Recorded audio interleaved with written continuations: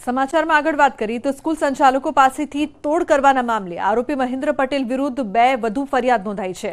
School બંધ કરાવી દેવાની ધમકી આપી મહેન્દ્ર પટેલે સ્કૂલ સંચાલકો પાસેથી લાખો રૂપિયા પડાવ્યાનો આરોપ છે। અત્યાર સુધીમાં તોડકાંડમાં મહેન્દ્ર પટેલ વિરુદ્ધ કુલ 4 ફરિયાદ નોંધાઈ છે, જેમાં સુરતના 3 સંચાલકો અને ભાવનગરના 1 સ્કૂલ સંચાલકે ફરિયાદ નોંધાવી છે।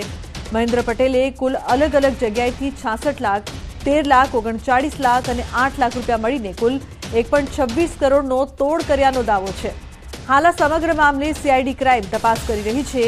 રૂપી મહેન્દ્ર પટેલના ઘરે અને ઓફિસમાંથી 20 થેલા ભરીને દસ્તાવેજ પણ મળી આવ્યા છે।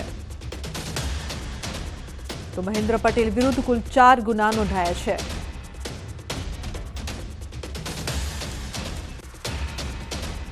તો એના એમઓમાં નોર્મલી અલગ અલગ જગ્યાએ આરટીઆઈ કરીને એ માહિતી ભેગા કરીને અમુક સંસ્થામાં અમુક બાબત ઓછી હોય, કઈ જગ્યા બાળકો ઓછા હોય, કઈ જગ્યા ફિઝિકલ ઇન્ફ્રાસ્ટ્રક્ચર ઓછું હોય, ગ્રાઉન્ડની ઇસ્યુ હોય, ચાલતી હોય મેટર, તો આમાં અલગ અલગ સંસ્થા ચાલકોને ધાકધમકી આપીને એક્સટોર્શન કરીને એના પાસેથી પૈસા પચાવી પાડતા હતા।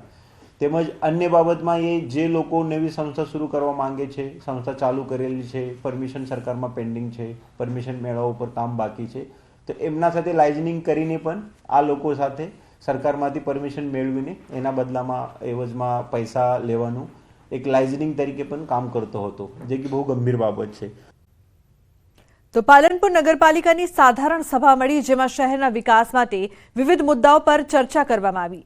શહેરના રોડ, રસ્તા, ગટર, સ્વચ્છતા જેવા વિવિધ મુદ્દાઓને શાસક પક્ષ અને વિપક્ષે બહાલી આપી। પાલનપુર નગરપાલિકા સંચાલિત ટાઉન હોલના ટેન્ડર મામલે વિપક્ષે વિરોધ નોંધાવ્યો। વિપક્ષ નેતા અંકિતા ઠાકોરે ટાઉન હોલ ભાજપનું ટ્રેનિંગ સેન્ટર હોવાના આક્ષેપો કર્યા। હોલનો ઉપયોગ શહેરના લોકો માટે થાય તો પાલિકાને આવક મળશે તેવું સૂચન પણ કર્યું।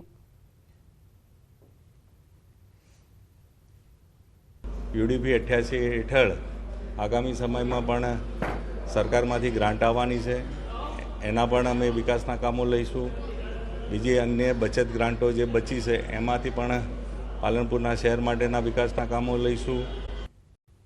તો બજેટ પર GCMMFના એમડી જયનભાઈ મહેતાની પ્રતિક્રિયા। ભારતને ડેરી ટુ ધ વર્લ્ડ બનાવવાનું વિઝન। ભારત વિશ્વનું 24% દૂધ ઉત્પાદન કરે છે। આવતા 10 વર્ષમાં આ હિસ્સો વધીને 33% થઈ જશે। અમૂલના મોડલથી દેશભરમાં ડેરી ડેવલપમેન્ટનું વિઝન। 7 લાખમાંથી 2 લાખ ગામોમાં દૂધ મંડળીઓ સહકારી ક્ષેત્રમાંથી આવશે। વધારે ને વધારે દૂધ દેશને ટોપ ઇકોનોમી બનાવવાનું સપનું પૂરું કરવામાં ડેરી ઉદ્યોગને યોગદાન આપશે। અમૂલના મોડેલથી દેશભરમાં ડેરી ડેવલપમેન્ટનું જે કામ કરવાનું જે વિઝન છે, દેશનામાં 7 લાખ ગામોમાંથી 2 લાખ ગામોમાં આજે દૂધ મંડળીઓ છે અને આવતા 5 થી 10 વર્ષમાં બીજા 2 લાખ ગામોમાં પણ દૂધ મંડળીઓ થશે। તો આમ વધારે ને વધારે દૂધ સહકારી ક્ષેત્રથી આવશે। મહિલાઓ આમાં જોડાશે, મહિલાઓના ખાતામાં સીધું પેમેન્ટ જશે અને ઓવરઓલ જે દેશનો વિકાસમાં ખેડૂતોનું જે યોગદાન છે એ વધશે